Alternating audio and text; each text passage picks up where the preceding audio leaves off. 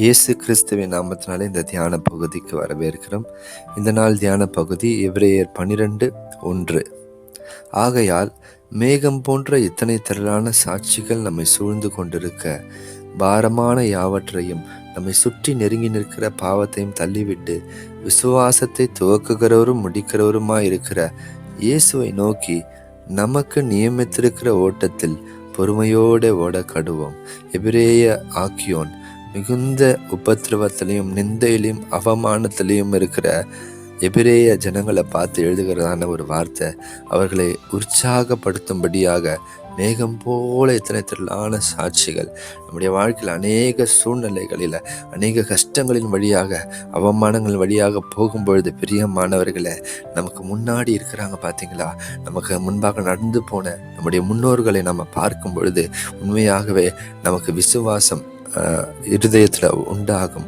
நேற்றைய தினத்தில் கூட யோபுவின் பொறுமையை குறித்து நம்ம தியானித்தோம். அவன் எப்படியா ஏற்பட்ட பாடுகள் மத்தியில் போகிறான்ல, அவனுக்கு ஆறுதல் சொல்கிறதுக்கு கூட யாருமே இல்லைல்ல. ஆறுதலாக இருக்க வேண்டிய மனைவி அவங்கள நிந்திக்கிறாங்க, ஆறுதலாக இருக்க வேண்டிய நண்பர்கள் அவங்கள நிந்திக்கிறாங்க. ஆனாலும் பாருங்க, அவன் தன் தேவன் பேரில் வைத்திருந்த விசுவாசத்தில் எவ்வளவேனும் குறைவுபடவே இல்லை. அதனால தான் சொல்கிறான், என் மீட்பர் அவர் உயிரோடு இருக்கிறார், அவர் என்னை கொன்று போட்டாலும் ஆண்டவரே நான் உம்முடைய பேரில் நம்பிக்கையாக இருப்பேன் என்று சொல்லி.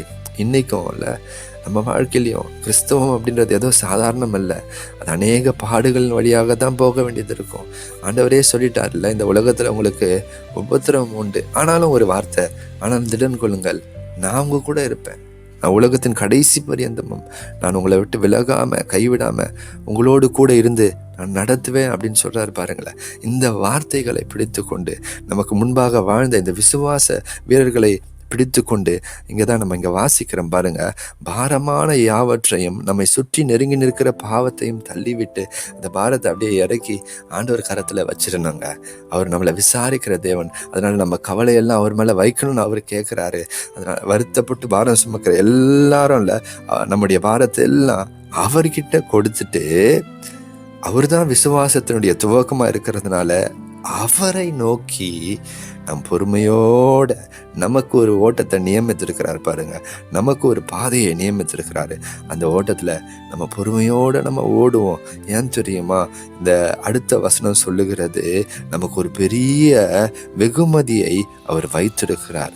எப்படி இயேசு கிறிஸ்து அவமானத்தின் வழியாக சென்று, பாடுகளின் வழியாக சென்று மகிமையை அடைந்தாரோ, மகிமையை பெற்றுக்கொண்டாரோ, அதே போல ஒருவேளை இந்த காலத்தினுடைய பாடுகள் இனி கர்த்தர் நமக்கு கொடுக்க போகிற மகிமைக்கு அதை ஒப்பிடவே முடியாதுங்க.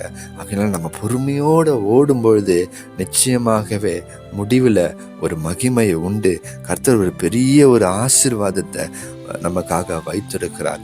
அதை நம்ம நோக்கி பொறுமையோடு கூட ஓடுவோம். கர்த்தர் நமக்கு உதவி செய்வார். கர்த்தர் நமக்கு சகாயராக இருப்பார். பரிசுத்த ஆவியானவர் நம்மை பலப்படுத்துவார்.